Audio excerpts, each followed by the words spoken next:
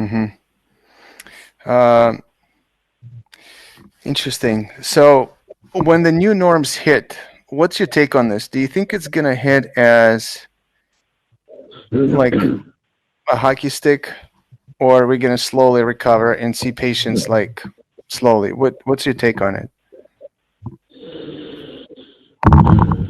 I really, I really think that's going to be practice dependent. I really do. I think it's going to depend upon socioeconomically where your practice sits.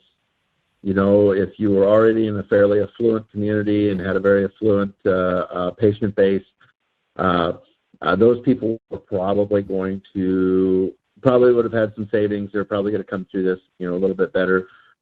If your practice is,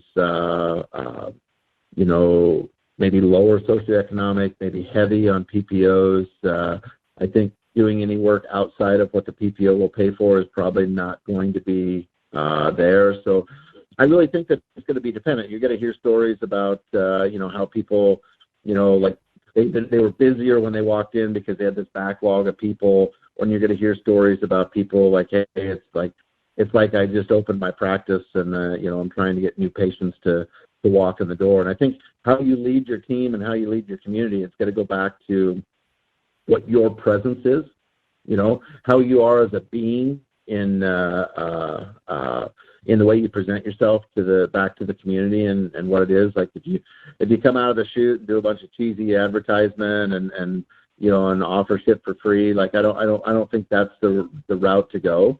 But if you come back as because you don't want to cheapen the profession, because some people would tell you that some of the DSOs are already trying to race us to the bottom for that to begin with. I think what you're going to be best off is coming back as a leader and showing the community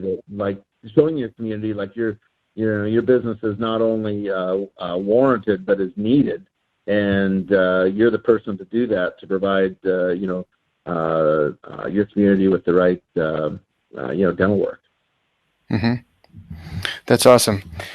So one of the takeaways I wrote down, and I'm gonna probably put in the comments, is the new norm is gonna be that savings, so that the people start saving a little bit for the rough times and things like that, so that we start planning ahead of time, whatever that might be in the future. We don't know. Like that's one thing that's probably the way I look at it from a positive standpoint is there's not much we can do about either this happens or not. It's just what we do about it as when it happens and what are our actions and things like that. So moving forward, I think that's a big thing.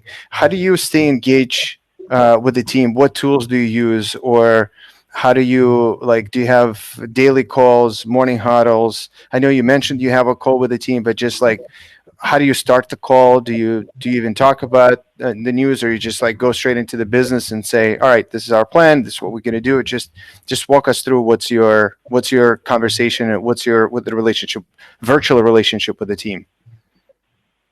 Well, the employees that have been laid off, I've made a point to text them or call them every 2 or 3 days just to check on them, make sure everything is going well. And if someone didn't have food or didn't have something, I would just help them. Whatever they need, I would just help them. It's not a question. As far as those that are still going to work, we never talk about what's going on. The only conversation we have about that is we do have a course in late April that we're kind of monitoring. It's a surgical course. We're kind of monitoring it. We're going to give it another 10 days to 2 weeks before we either say, yes, we're doing it, or no, we're going to pull the plug on it. There's not good information coming out right now, and we don't really know, we don't know if we're flattening the curve or whatever we're supposed to be doing. So, but our conversation is just about the task list that we created and who needs what. For me, Chris was like yesterday, he said, he goes, hey, I need the audio files for module 1, session 3 by tomorrow. And I was like, okay, done. So that's on my list today, is create that audio file, upload it to Dropbox so that he can finish that module and stay on task. That's what we talk about. We talk about normal business things that we need to do. before I left Arizona, we had a 3-hour meeting. We put down the whiteboard what we wanted to get done when we came back, and I said, "Hey, let's finish these before we come back and add to this list." Mm-hmm. You know, and everybody was like, "That's the way to go." So, and it's kind of amazing. We've actually had we haven't had any dentists, you know, request refunds or anything like that for courses that coming up, because you still have to learn the skill.